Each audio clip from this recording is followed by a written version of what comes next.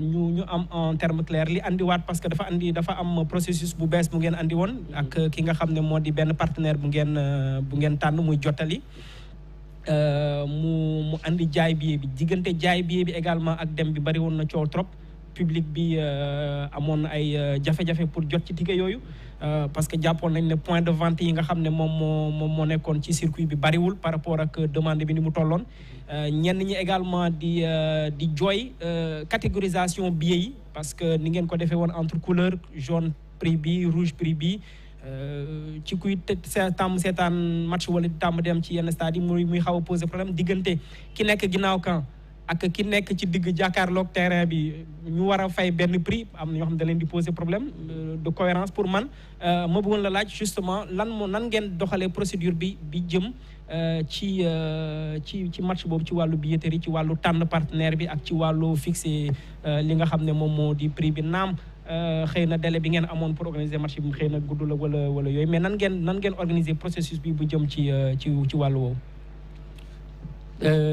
match bi stade Abdoulaye Wade épreuve la woon pour ñun ñëpp parce que moo doon premier match officiel bu ñu war a mën a organiser ci stade boo xam ne kenn mësu fa teg tànk avant kenn xamul configuration technique bi même configuration physique bi il fallait que nga ñaan dem fa pour mën a xool nan la tëddee mu doon défi bu rëy surtout que gisoon nañu débordement yi amoon bañ koy inaugurer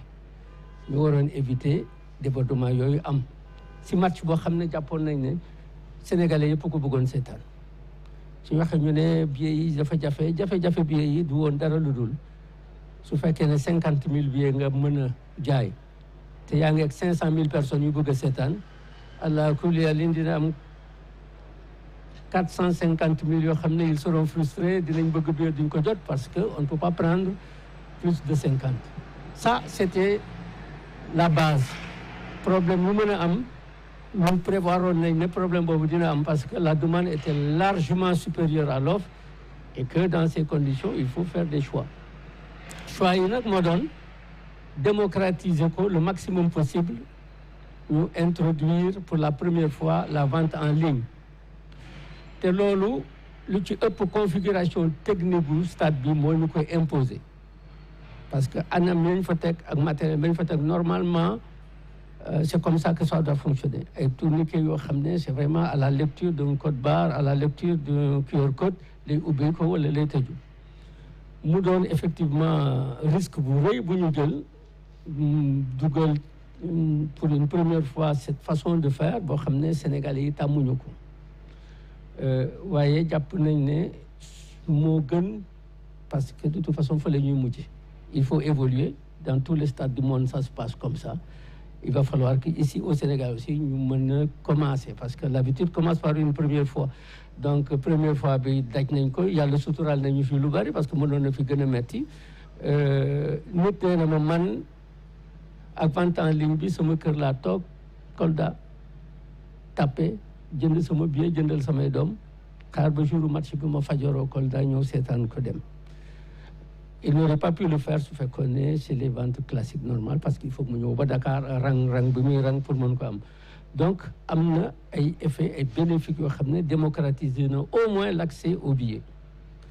maintenant ñun dañu jëloon ay précautions ne comme lu bees la mënuñ jël yëpp def ko en ligne nañ jël partie bi en ligne partie bi ñu bàyyi ko nañ tàmme woon def mu jaay ko dans des lieux de trucs dans des guichets et cetera partie boobu coono ak jafe-jafe yi am yëpp ci partie boobu la am parce que effectivement ñu soxla woon bari nañu te ñu bari mënuñu am parce que voilà il y avait pas autant de billets que ça. lu justifier choix wu partenaire boobu. choix wu partenaire bi moom dafa anticiper parce que ci loolu lay liggéey anticiper ci li nga xam ne day am parce que je crois que aussi en matière de business de management anticipation mooy lépp. daanaka ba ñu ne inauguré nañu stade bi rek moom ñëw na taxaw nañu man de lii laa bëgg proposer leen am na aussi ñeneen ñu ñëwoon proposer ñu waaye lu ci ëpp si proposition yi c'est le système traditionnel de ticket physique waaye une solution digitale intégrale moom moo ñu ko proposé woon ñoo nag ak ay références aussi parce que du la première fois la doon liggéey tàmmoon na liggéey bi xamoon na ko ci yeneen anam pas football forcément pas spectacle forcément mais il avait un dispositif qui fonctionnait donc ñun ñëpp ba mu ñu ko présenté ñu gis ci lu ñu doy même su fekkee ne amoon na ay appréhension yu bari man sama xel dalul ba match bi tas seetaanuma match bi maa ngi woon ci bunt yi pour m'assurer que tout se passerait bien parce que comme on dit rek première fois moom première fois la donc il s'en est sorti parce que suñu objectif moo doon autant que possible maximiser toutes les recettes bu am bañ a am déperdition parce que entre billetterie yoo xam ne ñi dañuy multiplier billets yi revendeurs yi fii jàppal bàyyi guichetier yi fii ci li ñu am expérience doon na am déperdition yoo xam ne c'est difficilement justifiable et explicable mais bii nga remplir le stade à 48 000 places tu te retrouves avec plus de 500 millions de recettes match bi gënoon rëy bu ñu mës a organiser fii à Amitié mu fees bay déborder muy Sénégal contre Cameroun si vous vous rappelez ce match-là n'a pas produit la moitié de ce qu'on a eu comme ressource, comme recette la dernière fois. Donc, c'est un système qui te permet de sécuriser un peu les recettes. Mais également, c'est un système qui expose à des dépenses. Parce que prestataire, bi da nga ko fay. Stade bi nu mu bindoo su lu ko jaayee nit place 200 000 francs, il faut nga jox ko lu mu lekk et tout ça, et c'est yow yaa koy tegoo. waaye au bout du compte, entre les recettes bien maximisées et les dépenses qui ne pouvaient pas être comprimées, on s'est retrouvé quand même ak benn marge boo xam ne suñ ko yàggee def léegi football bi. ñaata la bénéfice bi.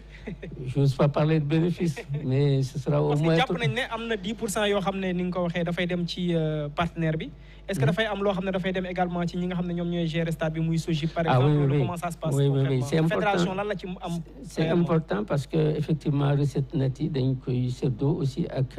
SOGIP ñi nga xam ne moom moo yor infrastructure bi. te profité aussi de leen remercier parce que infrastructure bi bañ fay jouer match bi kenn réceptionné wu ko woon sax c'est-à-dire kooku volonté président de la République pour ñu jouer fa match ba moo waral ñu jouer ko mais dans les normes waruñu woon sax ubbi stade bi si jamono boobu donc ñu xaw leen bett ci ay exigences waaye ñu bàyyi lépp jàpp ci ba match bi jaar yoon stade bi suñu bijou la ñun fédération rek a fay organiser kenn du fa tëgg lamb kenn du fa tëgg leneen donc ça c'est clair faut le dire haut et fort et maintenant dinañ fa tëgg lamb de on n'y touchera rien du tout. nañ fa def rugby donc rugby peut-être oui. waaw mais est-ce que tamit bu dee loolu tamit du poser beneen problème. parce que stade bi aussi foog ñu dundal ko. waa SOGIP ñu ngi ne 800 millions lañu prévoir en termes de entretien ak yooyu par année. mais bu fekkee fédération sénégalaise de football ñaari match lay am ci année bi à Dakar. est-ce que xel nangu na ñu bëgg ko yemale rek ci kii parce que stade yi ci àdduna bi yëpp aussi dañuy recevoir ay spectacles. tout à fait bi dafa nekk stade boo xam ne configuré que pour le football. Deuxièmement effectivement ñun ñëpp am nañ la conviction que dañ ko war a entretenir ça moom ku nekk il faut mu dugal ci sa loxoom fédération nag mënu ko gàddu moom kenn su ko waxee du ko def et autant nga wax li nga mën. waaye daf ko war heure bu ko utiliser mu am lu mu fa bàyyi loo xam ne au moins l'entretien courant dina ko mën a assurer ça on est d'accord là-dessus les taux ne sont pas encore fixés mais ñu ngi jublu ci waxtaan pour xool nan lañ koy répartir de sorte que ñoom aussi spectacle yi ñu fay def moo am lu mu leen jural donc esprit boobu la ñu ci demee waaye à la kuliyalin il faut que état bi continuer di jàpp balaa muy tomber en déperdition li dal Amitié dal Demba Diop bañ ko dal parce que quand même c'est un investissement et c'est la fierté du Sénégal. Benef ma nga may ma pose benn question ba daa gën a stade bi kilifa gi bien sûr duñu gën a ci stade bi d'abord sama question bu simple stade bi lan la tudd officiellement parce que actuellement boo rombee ba léegi stade du Sénégal moo fa nekk est-ce que stade Maître Abdoulaye Wade de Diamniadio la stade du Sénégal Maître Abdoulaye Wade quel est le nom officiel actuellement du stade? Le nom qu'on a utilisé et qu'on a donné à la FIFA, c'est Stade Abdoulaye Wade, parce que c'est ce qui a été annoncé officiellement. Mais je compte, d'accord naag yow ne soo rombee Stade du Sénégal lañ fa bind. Bon derrière tout ça nag mënuma ci sori xaw ma trop mais daal li ñu jàpp daal ñun fédération te muy lu officiel quand même gouvernement bi annoncé woon ko mooy c'est stade Maître Abdoulaye Wade. D'accord Boubacar Ba parce que li tax ma bëgg laaj sama première question boobu la parce que yaa géré marketing quand on parle de marketing dañuy normer la communication. La communication dafa am une base nga xam officielle nga xamante ne tey jii man mi nga xamante ne je suis profane dans le sport su ma soxlaa une information officielle damay am benn environnement bu mu koy jëlee. J'ai écouté durant le match Sénégal n'est-ce pas Égypte journaliste yi kenn ku nekk terme yamul donc moo tax ma laaj la question boobu fu ne dégg naa ko stade du Sénégal Diamniadio du Sénégal lu ne dégg naa ko